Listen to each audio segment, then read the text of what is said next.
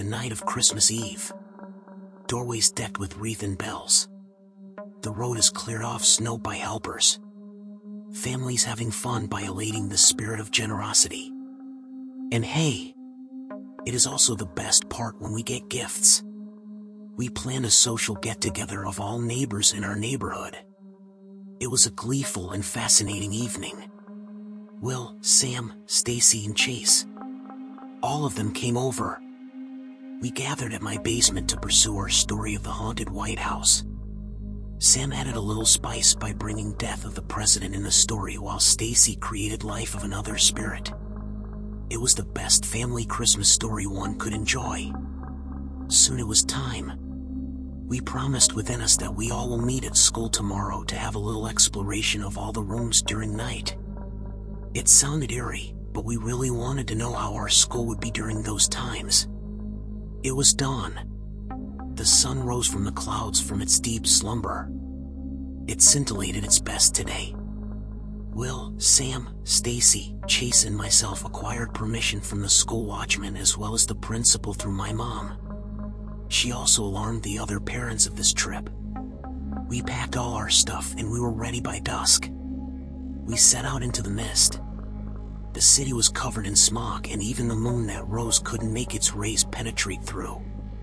Our car was so spooked by this atmosphere that it broke its tire along the way. Uncle Stanley, who was the adult of this trip, sent for our safety, proffered to fix the car whilst we made our way to school.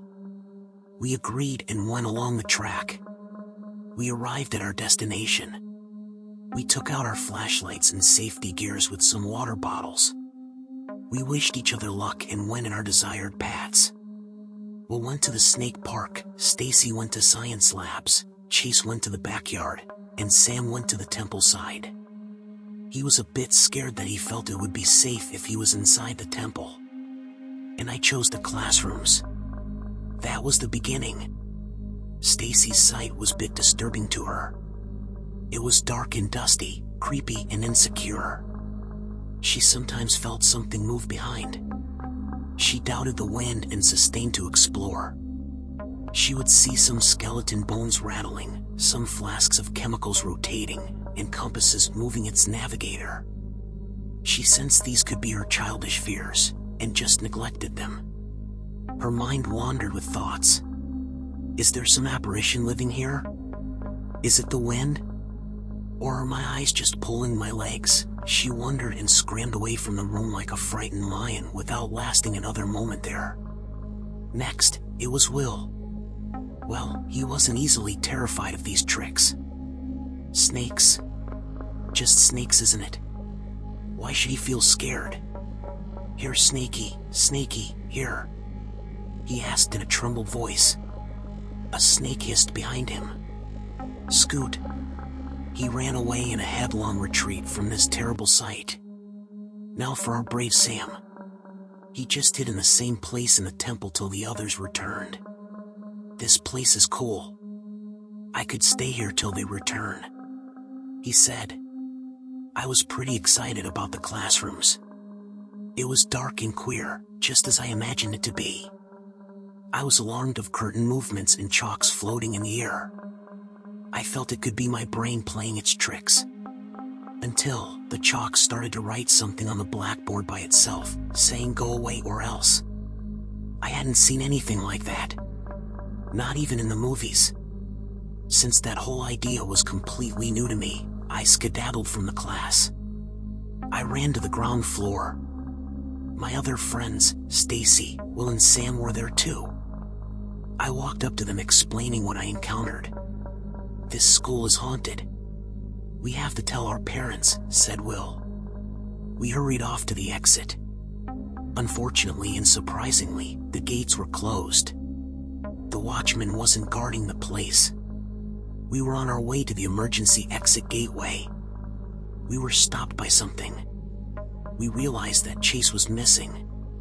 We rushed to the backyard. It was actually a forbidden place. They said during ancient times, when the school wasn't yet sophisticated, the backyard sustained in this very place. It was estimated that this backyard emerged way before prehistoric times.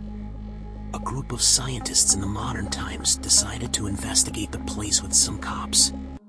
That was the day all of them, including the cops, vanished. Just like that. Since then, it was restricted. We never knew Chase really meant to discover this place. We felt he was joking. Now we knew it was our mistake. We yelled and banged the door, called out his name infinite times, but we didn't hear his signal. We turned back in futility and walked a few miles when we heard footsteps. We were enlightened with belief. It might be Chase. We ran back, only to find some hobo. She was cold and wore tattered clothes.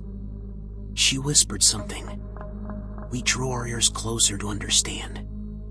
"Hello, me help," she said. "Maybe she needs help," said Sam.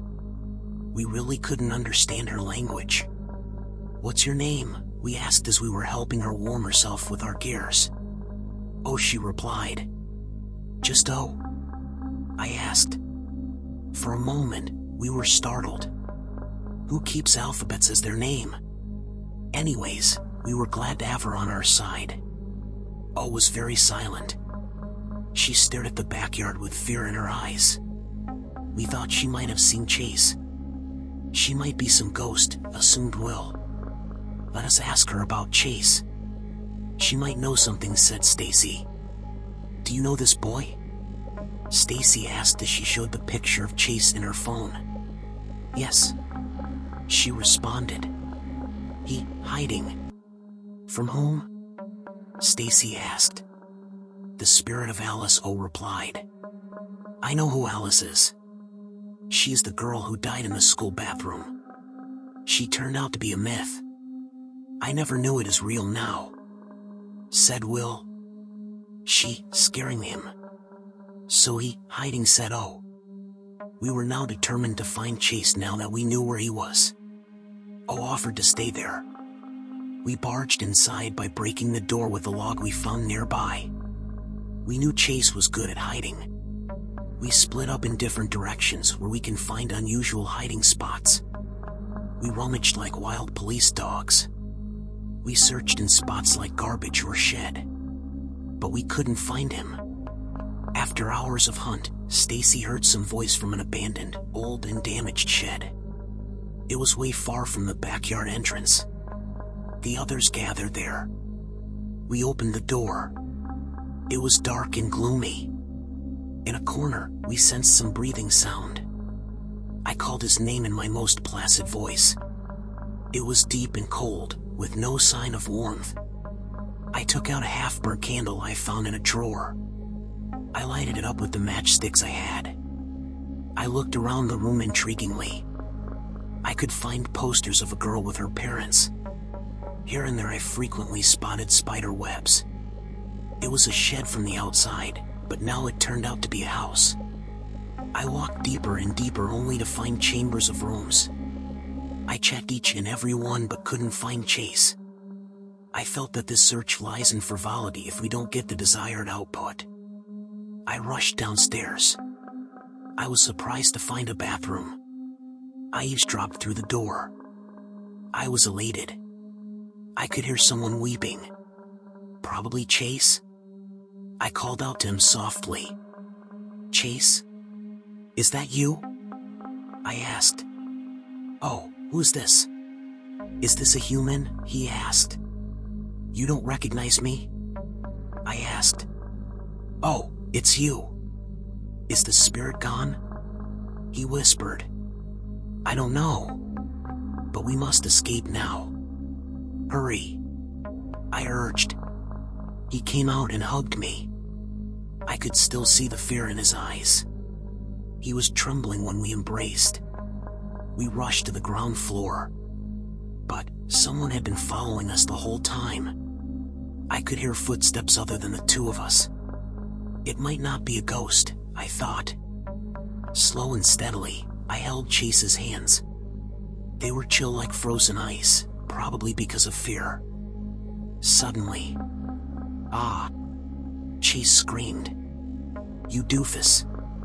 You frightened me.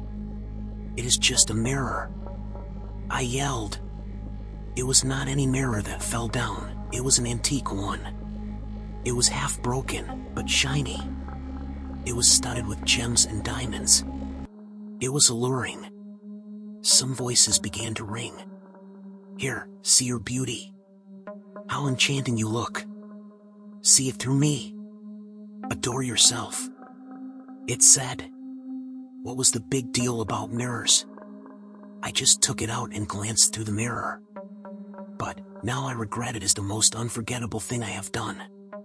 Run. This is haunted. Scoot. Scram. Skedaddle. Do what you must to save yourself. I yelled out of the chill shock of a nameless fear. We ran out of that dreaded place. Well, what was in that mirror anyways? Chase asked. I couldn't see my reflection on it. I said. What's the big deal? Chase asked. Oh, you imbecile. You never change. You know what it means when we can't see our own reflection in a mirror, don't you? I asked. Oh, I get it. So, you're a ghost? He asked. If I was a ghost, you wouldn't be alive by now. I replied. We opened the door of freedom. We were startled to find the sun in the sky. Our trip lasted the whole night. We escaped the backyard. We were found by the watchman. He returned us to our uncle who was standing by the entrance gates with the others. I looked out for O. She wasn't seen anywhere. I wanted to thank her. You might think O is a ghost, but to me, she's an angel who has assisted us during this quest.